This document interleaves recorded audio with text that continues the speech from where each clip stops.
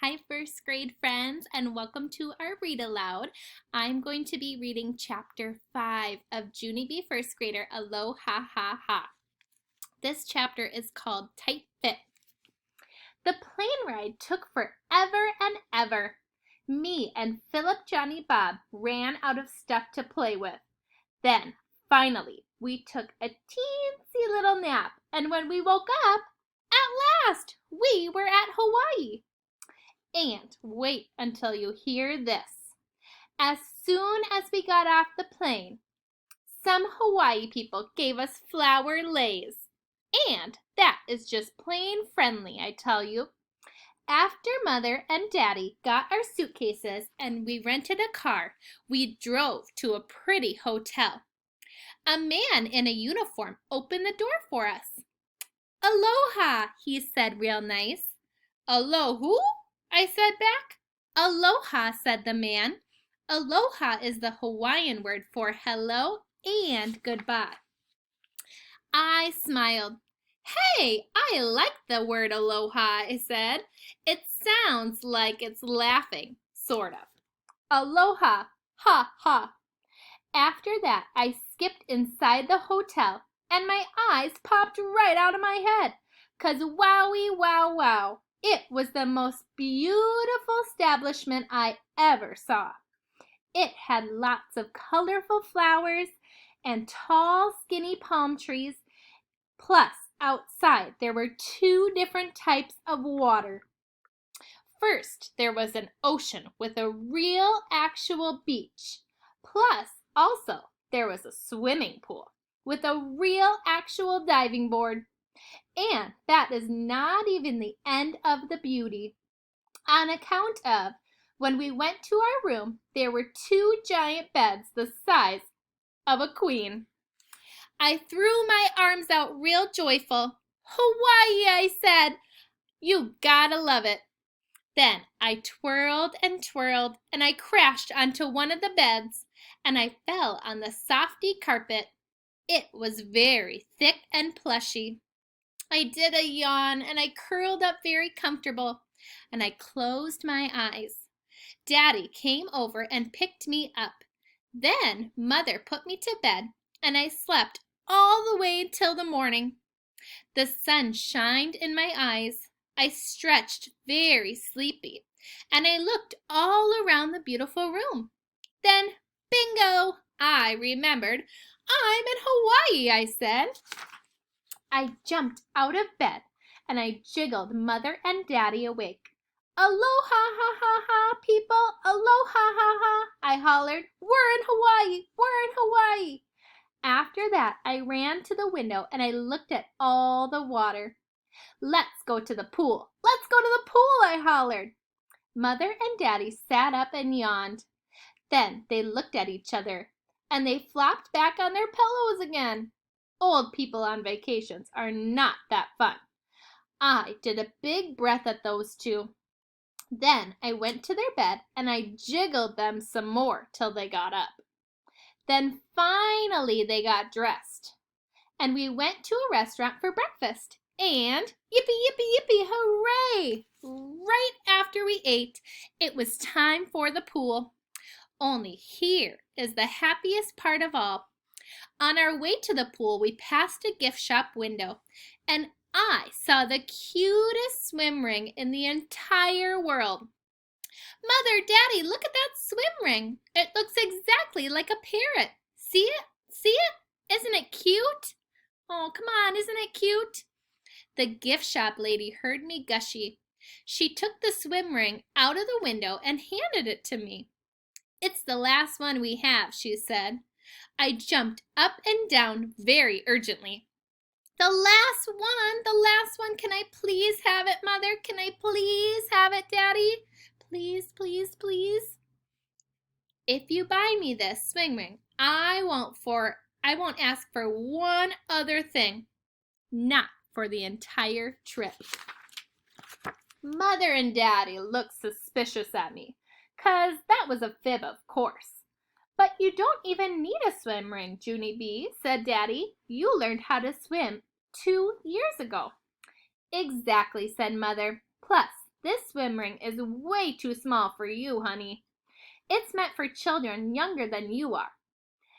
I jumped up and down some more. But I know I can fit in this thing. I just know I can. I am thin as a noodle. I folded my hands, real begging. Please, can I have it? Please, please, please. Daddy ran his fingers through his hair. That is a good sign usually. Then, finally, he took my parrot swim ring and he gave the gift lady some money. I hugged and hugged him very happily. Thank you, Daddy. Thank you, thank you, thank you. You are the nicest daddy in the entire world. After that, I skipped back to the pool with my parrot swim ring and I tried to put it on, but it was way too tight to fit.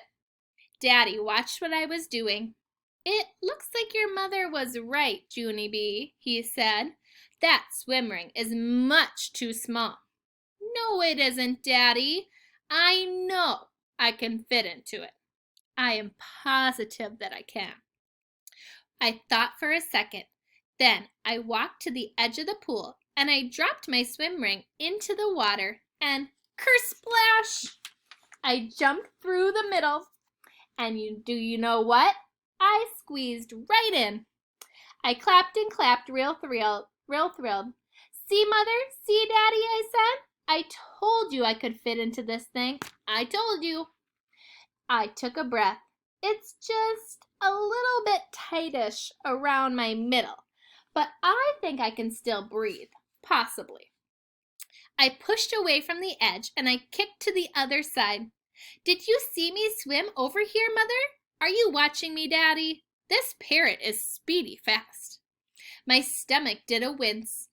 Also, I am in severe pain here, I shouted.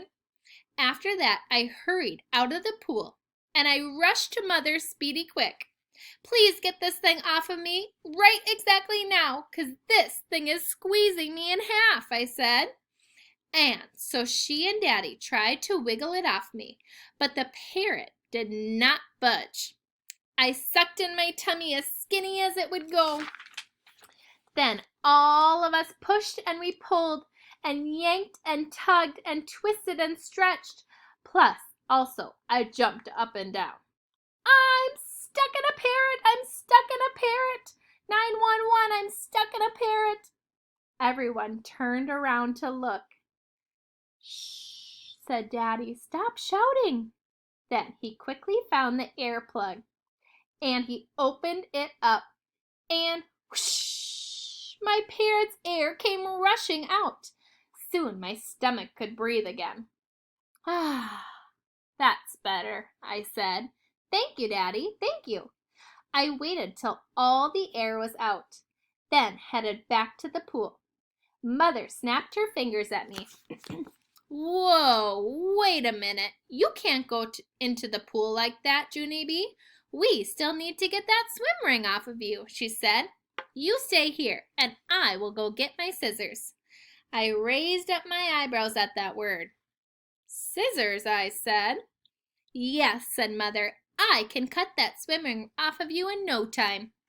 I let that information sink in. Then, all of a sudden, my eyes got big and wide. No, Mother, no, I shouted. Don't cut my parrot off. Please, please, please. It doesn't even hurt anymore. I promise. I promise. Next to us, a grandpa did a frown. Plus, his wife did a frown, too. For heaven's sake, what kind of a mother would cut a little girl's parrot off, said the grandpa. I don't know, Ed, said the grandma, but it sure don't seem right. Mother stood there kind of frozen.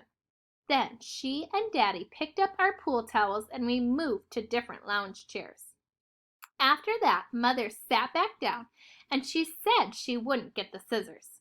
Yay, I shouted, yay, yay, yay. Then I jumped in the water and I started to paddle. Look, Mother, look, I'm still wearing my parrot. And it's not even squeezing my stomach, I shouted. Flatso parrots are pretty comfortable. I swam underwater to the end of the pool. This parrot is working out beautifully, I said. The grandma started to clap. Good for you. You showed her, didn't you? She said. Mother sat there a minute. Then she got up and moved our towels again. I named my parrot Squeezer. Squeezer was a flatso, but he was still fun to play with. We swam and swam the entire day. When it was time to leave, I gave my camera to Mother, and I asked her to take a picture for my photo journal album. This will be a picture of my first new friend in Hawaii, I said. I held up Squeezer's flatso head, and both of us said cheese. Only too bad for me, because just then 2 boys walked by, and they pointed and laughed at Flat Squeezer. Duh, you're supposed to blow it up, you doofus girl, one of them said. The smile went off of my face. Mother snapped the picture. Clink, clink. There she is with the flat parrot. All right, friends, join tomorrow for chapter 6. Goodbye.